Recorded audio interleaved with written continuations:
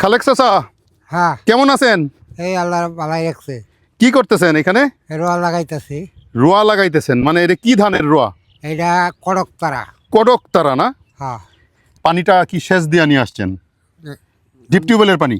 হ্যাঁ, না shallow. Shallow মেশিনের পানি? হ্যাঁ, আচ্ছা, এই কডক তারা ধান, এই যে এটাকে আমরা তো জ্বালা বলি, হ্যাঁ, আর কেউ কেউ বীজতলা বলে। হ্যাঁ, আচ্ছা, এই যে এখানে কট্টুক জায়গার মধ্যে আপনি চাষ করছেন? মানে 2 কাঠা। 2 কাঠা, মানে হ্যাঁ, 2 কাঠা বলতে 20 শতক। হ্যাঁ, 20 শতক জায়গায় চাষ করছেন। এই আমাদের ময়মনসিংহ অঞ্চলে 10 শতকে 1 কাঠা হয়। হ্যাঁ, হ্যাঁ, হ্যাঁ। আচ্ছা, কেমন ফসল হবে এটার মধ্যে? ফসল 8 মণ। 8 মোনা, মানে 10 শতকে 8 মোনা। হ্যাঁ, 8 মোনা।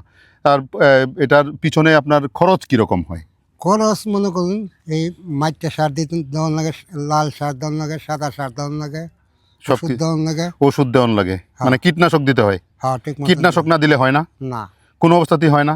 না, না, না, দিতেই হয়। হ্যাঁ, তো যাই হোক, এইটা হচ্ছে আপনার এটা কি বুড়ো ধান বলে নাকি? এটা বুড়ো, এটা বুড়ো ধান, হ্যাঁ, মানে বৈশাখ জ্যৈষ্ঠে যায় যেটা পাকবে। হ্যাঁ, হ্যাঁ, হ্যাঁ, এক্স্যাক্টলি, আসলেও সুন্দর। আসলে এই যে কৃষকরা মাথার ঘাম পায়ে ফেলে ফসল ফলান, এবং সেই ফসল ফললে আমরা সেই ফসলটার ভাগ পাই, দেশ স্বয়ংসম্পূর্ণ হয়। কৃষিতে স্বয়ংসম্পূর্ণ হলে দেশ উন্নত হবে। কৃষি না টিকে থাকলে বাংলাদেশের অস্তিত্বটাই বিলীন হয়ে যাবে। ঠিক আছে। আগামী দিনে কৃষি টিকে থাকবে। তবে মাঠে যত্রতত্র কীটনাশক ব্যবহার করা হয়। এই কীটনাশক ব্যবহারটা যদি সঠিকভাবে করা না হয়, যদি এটা যত্রতত্র ব্যবহৃত হয়, তাহলে দেখা যায় যে মানুষের ক্যান্সার হওয়ার সম্ভাবনা বাড়ছে। আজকাল কৃষকদেরও ক্যান্সার বাড়ছে। কারণ কি? কৃষকরা গ্রামে থাকেন, তারা তাজা শাকসবজি খান এবং ফ্রেশ খাবার খান, তারপরেও তাদের কেন ক্যান্সারের প্রকোপটা বৃদ্ধি পাচ্ছে?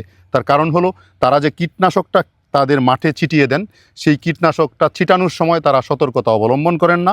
হয়তো তাদের নাকে এবং চোখে সেটা যায়, একটা সময়ে, অনেক দিন যেতে যেতে দীর্ঘ সময় পরে তাদের ক্যান্সারে পরিণত হয়। যাই হোক, আপনি ভালো থাকবেন, এবং এই যে ফসল ফলান আপনারা পরিশ্রম করে, হ্যাঁ। এই ফসল আপনারা ফলান বলেই আমরা তাজা ফলমূল, তাজা সবজি, এমনকি আমরা সুন্দর সুন্দর জাতের ধান, হ্যাঁ, হ্যাঁ, ধানের ভাত, এগুলো আমরা পাই আপনাদের কল্যাণেই।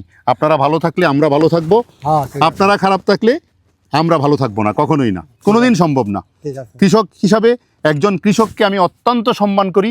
একজন কৃষক হচ্ছেন সোনার মানুষ, কারণ তারা সবুজ সোনা ফলিয়ে দেন, এবং সেই সোনাটা আমরা প্রাণ ভরে ব্যবহার করি। ধন্যবাদ, ভালো থাকবেন, শুভকামনা রইল আপনার জন্য। দোয়া করবেন। জি।